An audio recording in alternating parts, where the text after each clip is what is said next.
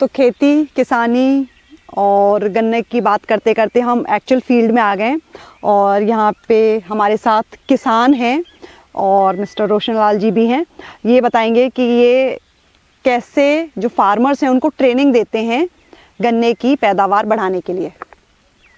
देखिए ऐसा है, जिन आदमियों ने, जिन कृषकों ने खुद अच्छी पैदावार प्राप्त की है जी, उनसे बढ़िया ट्रेनर कोई नहीं हो सकता। और हमारी कोशिश रहती है कि गन्ना कृषकों को इकट्ठा करके एक फील्ड डे ऑर्गेनाइज करें और उस फील्ड पे ही लोगों को ट्रेनिंग दें, वही फार्मर ट्रेनिंग दें जिन्होंने अच्छी पैदावार अचीव की है। तो आज इस मौके पे हम यहाँ पर काश्तकार भी हैं और जो हमारे गन्ना कृषक हैं जिन्होंने एक अच्छी पैदावार ली है वो खुद ही बताएंगे कि उन्होंने क्या क्या ऐसी गतिविधियाँ की हैं इस फील्ड में जिससे उनकी पैदावार अच्छी आई है। जो फील्ड डेमो है कैसे गन्ने की पैदावार बढ़ाई जाए, इसके बारे में बताने के लिए हमारे साथ किसान हैं गुरदेव सिंह जी। हाँ जी, नमस्कार जी। नमस्कार। और एक बार जितने भी किसान भाई बहन ये वीडियो देखेंगे तो उनको अपना फॉर्मूला आज दे दीजिए कि वो गन्ने की अगर पैदावार करते हैं तो उसको डबल, और अगर डबल ना हो तो डबल से थोड़ा कम हो जाए लेकिन पैदावार बढ़ जाए। तो उसके लिए आप जो जो तरीके अपना रहे हैं पूरा एक बार डिटेल में समझा दीजिए। ठीक है, मैं किसान भाइयों को जो है सुझाव दूंगा जी कि जैसा कि मैंने इस खेत में किया है, पहले इसमें मेरा धान था। अच्छा, उसमें धान काटा, उसके अंदर पुआल था, पुआल को हमने मल्चिंग किया, मल्च करके इसी खेत में मिला दिया, उसके ऊपर ट्राइकोडर्मा पीएसडी वगैरह ट्राइकोडर्मा डाल दिया। तो कुछ समय बाद जब ओट आया तब तक ये खेत जो है हमारा बोने लायक हो गया था, तैयार हो गया था। तो फिर इसकी जुताई की हमने, पहले हमने गहरी जुताई की। अच्छा, फिर गहरी जुताई में यानी हैरों से पहले जोता, उसके बाद एक सब सॉइलर आता है वो लगाया। सब सॉइलर लगाने के बाद एक हमारा एमबी प्लाव है, उससे इस खेत को पलटा किया, फिर इसको जुताई की, फिर लेवल किया इसको खेत को। उसके बाद फिर जो हमारा बीज अपने खेत में था, बहुत अच्छा जो बीज था, जो हमने नर्सरी तैयार की उससे बीज लिया। बीज को हमने दो दो टुकड़ों में उसे काटा। कौन सा बीज लिया था? बीज 238 दो दो टुकड़ों में काट के फिर हमने अपनी ट्रॉली ली, ट्रॉली में डाल के जो है पन्नी जैसे नीचे ना तरपाल वगैरह डाल के उसमें पानी भरा। अच्छा, उसमें फिर हेक्सा स्टाप और एक इंसेक्टिसाइड हमने उसमें डाला, इमिडाक्लोप्रिड। अच्छा, तो उसके दो दो जो आँख के टुकड़े हैं उसमें हमने डाल दिए। ठीक है। लगभग 20-25 मतलब 24 शाम को हमने काटा और सवेरे उसको निकाला, उसमें डाल दिया, सवेरे निकाला। जब वो मतलब ट्रीट हो गया सवेरे निकाल के, इसी तरह हमने जो है इसको धीरे धीरे इस गन्ने को बोया। इस गन्ने को धीरे धीरे अपने कून निकाला और बड़े हिसाब से इसको जो है, ये नहीं जल्दबाजी नहीं की, इसमें टुकड़े बड़े हिसाब से रखे। कुछ टुकड़े हम अपने लेबर से कहा एक आँख इसकी इधर रहे एक उधर रहे, इसका जर्मिनेशन बहुत अच्छा हुआ जी। अगर हम ऐसे डालते हैं तो एक आँख का टुकड़ा अगर नीचे चला गया तो वो जल्दी नहीं जमता है जी। तो वो बहुत बढ़िया मतलब इसमें जर्मिनेशन हुआ। फिर उसके बाद जो प्रक्रिया की, क्योंकि इस 238 को बचाना बड़ा मुश्किल है, इस पे बहुत ही ध्यान देना पड़ता है। फिर जब थोड़ा बड़ा हुआ तो अपना खाद वगैरह डाली, फिर इसमें एक बार ट्राइकोडर्मा का हमने स्प्रे किया।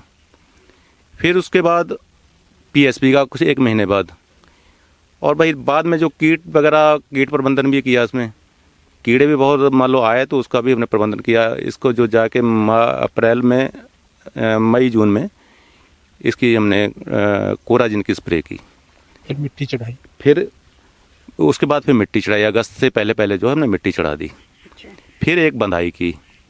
यही वजह है कि आज वो हमारा ऐसा लहलहाता हुआ गन्ना आपको दिखाई दे रहा है। सर आप भी एक्सपर्ट हैं, सर तो हैं ही, तो जो देख रहे हैं आप ये मतलब अच्छी पैदावार की कैटेगरी में? हाँ बिल्कुल, अच्छी पैदावार की कैटेगरी में है। और जैसा आपने बताया कि जो गतिविधियाँ डिटेल में बताई जो इन्होंने की हैं, देखिए मुख्यतः बात है कि बीज का चयन, जैसा होगा बीज वैसी होगी फसल। उसके बाद खाद और दवाई समय के हिसाब, आवश्यकता के हिसाब से हमने काश्तकार भाइयों को सोइल हेल्थ कार्ड उपलब्ध कराए हैं, जिससे कि मिट्टी की जांच के बाद हम बता सकें कि इस खाद की ज़रूरत क्या है। तीसरी बात यह है कि समय समय पर अंतराल पे सिंचाई, जिससे कि पानी की उसको भरपूर उसकी जो आवश्यकता है वो पूरी हो सके। और अन्य आकर्षण क्रियाएं जैसे कि मिट्टी चढ़ाई, बंधाई, जिससे कि गन्ने को सुरक्षित हम खड़ा रख सकें। यदि इन 5-6 चीज़ों का हम ध्यान रखेंगे काश्तकार, जैसा कि आपने किया है, तो निश्चित रूप से पैदावार अच्छी होगी। ओके, तो अगर आपको भी गन्ने की पैदावार बढ़ानी है तो जैसा रोशन लाल सर ने कहा और जैसे हमारे साथ मिस्टर गुरुदेव जी जो हैं उन्होंने पूरा बताया कि इन 5-6 बेसिक स्टेप्स को अगर सलीके से, सही तरीके से और साइंटिफिक तरीके से किया जाए तो जो अभी गन्ने की पैदावार है 1 हेक्टेयर में वो लगभग दुगनी हो सकती है। और इस इलाके के बहुत सारे किसानों ने ये करके भी दिखा दिया है, उन्होंने दुगने से भी ज़्यादा की पैदावार करके दिखाई है। सर, आप कुछ कहना चाह रहे हैं? हाँ, इसके अलावा जो इसको एक संस्थागत रूप देने के लिए, एक इसको सारे इनिशिएटिव को इंस्टीट्यूशनलाइज करने के लिए हमने एक हाइल्ड प्रोजेक्ट की शुरुआत की है, जिससे कि हम गन्ना कृषकों को उनके शुरू से बुआई से लेकर कटाई तक क्या क्या उनको गतिविधियां करनी है उनको एक विस्तृत जानकारी देते हैं। उसके बाद जैसे फील्ड डे ऑर्गेनाइज करते हैं, उन फार्मर्स से ही बताते हैं अन्य फार्मर्स को कि उन्होंने क्या किया है। दूसरा, उनको समय समय पे हमने एक फील्ड वाइज लॉग बुक तैयार की हैं जिसमें उनका रिकॉर्ड रख सके कि उन्होंने क्या क्या काम किए हैं, और समय रहते उनको बता दें कि अब आपको ये काम उसमें करना है। और देखिए, देखना, सीइंग इज बिलीविंग। अब जब देखेंगे तो एक जागृति पैदा होगी, और जागृति पैदा होगी तो अब निश्चित तौर पे सुधार होगा, और उस जो लोग बढ़ चढ़ कर इसमें हिस्सा ले रहे हैं उत्साह साफ दिखाई देता है।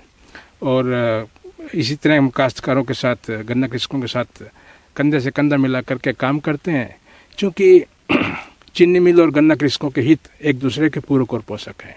और इसके अलावा एक बात और भी है, केंद्र सरकार और राज्य सरकार की कई सारी योजनाएं हैं, बहुत लाभकारी योजनाएं हैं, चाहे कुसुम योजना हो, राष्ट्रीय कृषि विकास योजना के तहत हो, वाटर साइड डेवलपमेंट की योजना है, बहुत सारी योजनाएं हैं।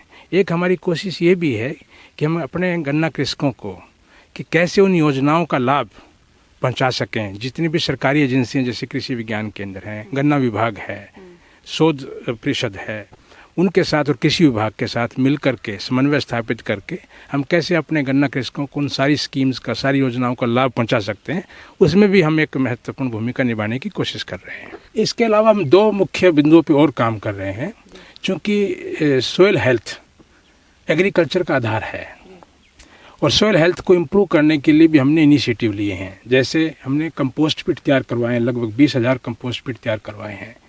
इसके अलावा जो हमने किसानों को ट्रैश श्रेडर और ट्रैश मल्चर भी उपलब्ध कराए हैं, जिससे कि पत्ती, आपने देखा होगा कि हमारे इलाके में कोई पत्ती नहीं जलाता, उस पत्ती को श्रेड करके ज़मीन में मिलाते हैं, जिससे कि ज़मीन की उपजाऊ क्षमता बरकरार रहे।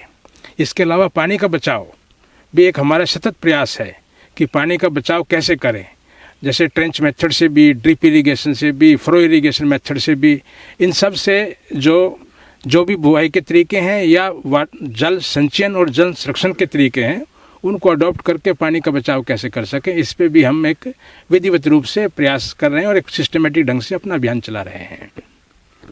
धन्यवाद सब बात करने के लिए, और आपका भी धन्यवाद, आपने इतना अच्छे से एक्सप्लेन किया। और मैं उम्मीद करती हूँ कि जितने गन्ना किसान ये वीडियो देखें वो आपकी बातों को समझें और सर के बताए हुए इंस्ट्रक्शंस को फॉलो करें, तो पक्के से आगे बढ़ सकते हैं, आगे मतलब उत्पादन बढ़ा सकते हैं। जी, उत्पादन बढ़ेगा तो फसल भी आगे मतलब अच्छा फायदा देगी, हमें लोगों को भी जो है फायदा होगा और हमारी फैक्ट्री को भी फायदा होगा।